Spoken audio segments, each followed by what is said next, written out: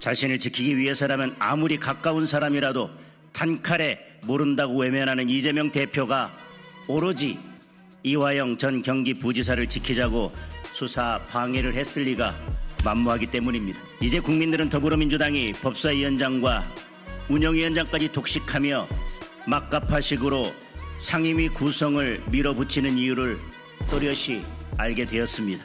오직 이재명 방탄입니다. 말로만 민생 하지 마시고 행동으로 실천으로 보여주시기 바랍니다. 정부 여당은 지금도 집행 권한을 행정 권력을 가진 집권 세력입니다.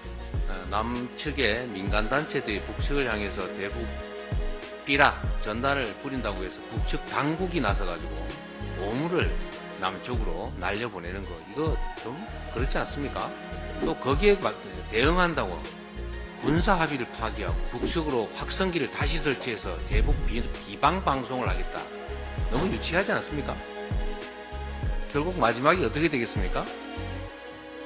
대북 전단으로 시작된 게 결국은 국지전 또는 전쟁으로 비화할 수 있습니다. 쌍방울 대북 송금 사건과 관련하여 이화영 전 경기부지사에 대해 징역 9년 6월이라는 중형이 선고되었습니다. 수사를 방해하고 재판을 지연하기 위해 온갖 음모와 꼼수를 동원했지만 법원은 결국 진실을 밝혀냈습니다.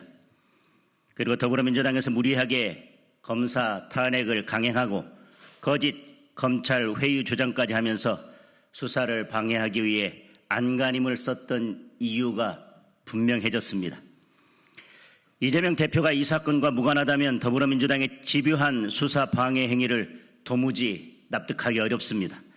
자신을 지키기 위해서라면 아무리 가까운 사람이라도 단칼에 모른다고 외면하는 이재명 대표가 오로지 이화영 전 경기부지사를 지키자고 수사 방해를 했을 리가 만무하기 때문입니다. 이제 곧 검찰이 이재명 대표를 쌍방울 대북 송금 사건의 공범으로 보고 기소할 예정이라고 합니다. 그나마 다행스러운 일이지만 이미 충분히 늦었습니다. 이제 국민들은 더불어민주당이 법사위원장과 운영위원장까지 독식하며 막가파식으로 상임위 구성을 밀어붙이는 이유를 또렷이 알게 되었습니다. 오직 이재명 방탄입니다.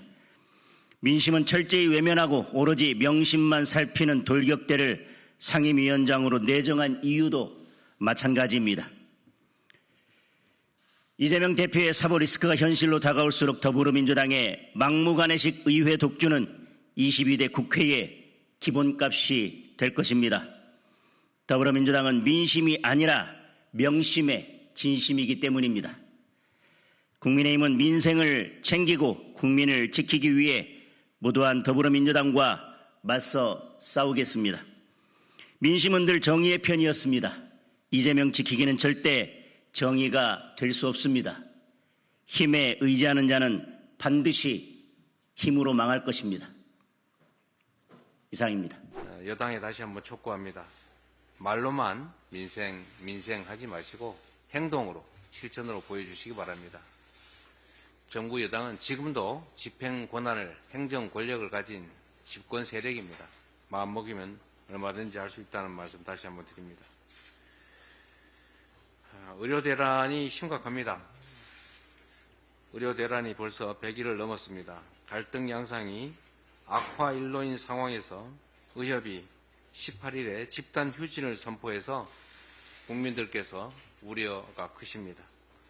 혼란이 더 장기화되지 않도록 의료계든 정부든 둘 다 결단을 내려야 합니다. 정부는 이제 자존심 싸움 같은 거 그만두고 보다 전향적인 태도로 적극적으로 실효적인 대책을 가지고 대화에 나서야 합니다. 의료계도 집단 휴진 방침을 거둬야 합니다. 그런다고 문제가 해결되지는 않습니다.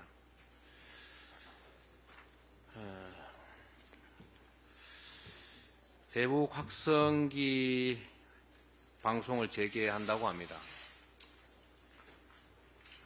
국가 경영에 있어서 가장 중요한 것은 국민의 생명과 안전을 지키는 문제이고 그 중에서도 핵심이 바로 국가의 안전보장, 즉 안보입니다.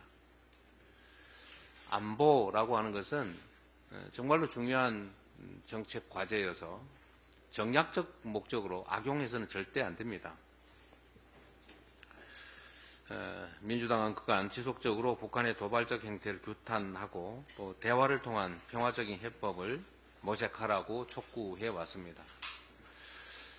남측의 민간단체들이 북측을 향해서 대북 삐라 전단을 뿌린다고 해서 북측 당국이 나서가지고 고무를 남쪽으로 날려보내는 거, 이거 좀 그렇지 않습니까? 또 거기에 대응한다고 군사 합의를 파기하고 북측으로 확성기를 다시 설치해서 대북 비방 방송을 하겠다, 이런 남측의 태도 또 어떻습니까? 너무 유치하지 않습니까? 유치한 것까지는 좋은데 이게 또다시 북한의 조준 사격을 유발할 것 같습니다. 북한이 공언하지 않았습니까? 그러면 다시 또 남측에서 북측을 향해서 10배 대응 사격하지 않겠습니까? 그럼 북측이 또 남측을 향해 또 더 큰 보복하지 않겠습니까? 그럼 남측은 또 북측에 또 10배 보복하지 않겠습니까? 결국 마지막이 어떻게 되겠습니까? 대북 전단으로 시작된 게 결국은 국지전 또는 전쟁으로 비화할 수 있습니다.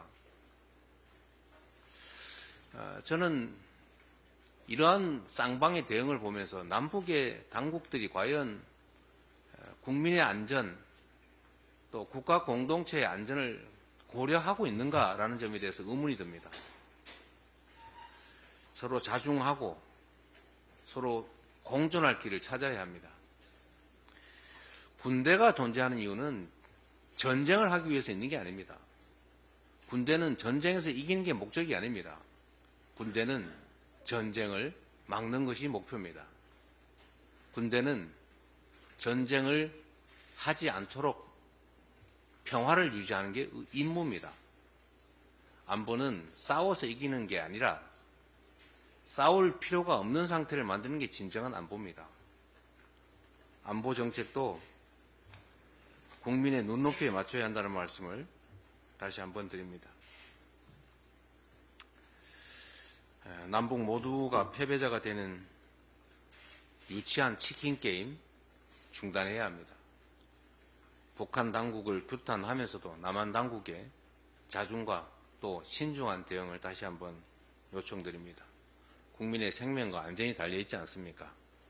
지금 군에 자식들을 보낸 부모님들이 오물풍선 날라온다고 주말에 비상경계 근무를 실시해서 휴가도 못 나오고 혹시 이러다 제대도 못하는 거 아니냐, 이런 불안감 가지고 있습니다.